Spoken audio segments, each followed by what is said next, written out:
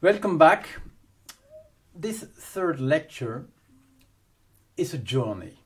I invite you for a journey in the world of ideas, in the world of philosophy.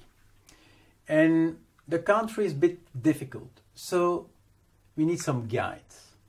And I selected for you 6 guides. We need 6 guides. And let me introduce the guides we're going to use for this journey.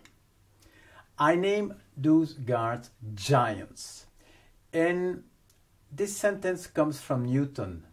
And Newton said, everything I did in my life was done on the shoulders of giants. I love this expression because you and me, we do exactly the same. We build what we do on the shoulders of other people. So I selected a set of 6 people, 6 giants to join for this journey in the world of ideas. Number 1, Descartes. Why Descartes? I'm from Belgium. Probably Descartes is the philosopher who influenced the most my generation, my country, probably my culture. So we have invited Descartes as a first guide. Number 2 and 3, of course, you cannot escape. You cannot escape.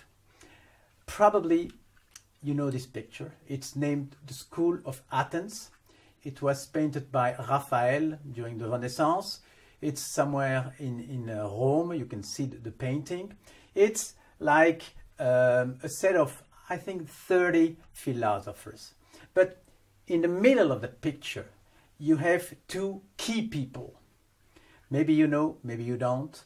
One is Plato and the second one is Aristotle. Plato is like this, with his finger pointing to the sky, because he was convinced ideas do exist somewhere in the realm of ideas. Aristotle was his student and disagreed with Plato. And for Aristotle, he showed the ground. He said, no. Ideas are embedded in the world. So Plato, Aristotle, the 2 next guides, of course, you cannot escape them.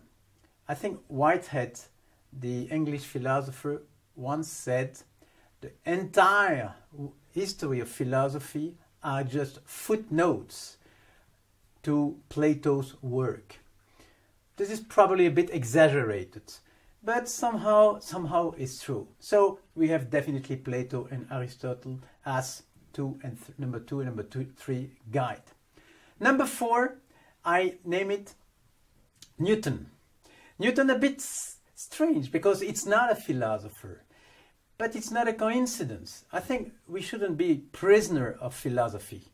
Newton is a scientist, a genius, of course, but we need him also as a guide. One of the goals of this lecture is to show that you don't have discipline completely separated. Everything is connected. So it's good to have a non-philosopher among the 6 guides. Number 5, Leibniz. Leibniz, why Leibniz? We will see that later.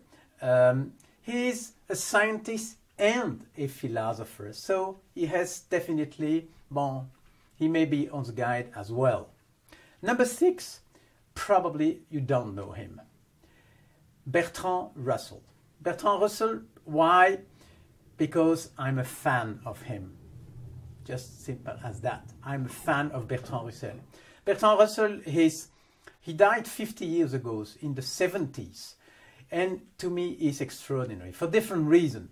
One of the reasons is he was convinced philosophy should be a tool for a better world. For example, Russell started, I forgot the name, it was like a court to judge the crime in during the Vietnam War.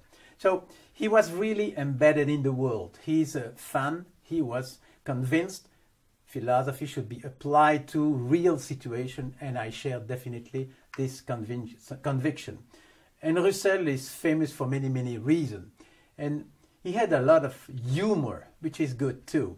A lot of humor.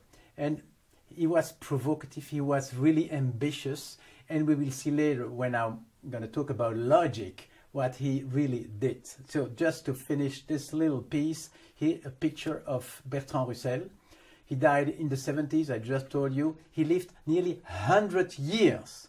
When he was born, Nietzsche was writing, and I think he had the chance to see the man on the moon. Can you imagine such a life?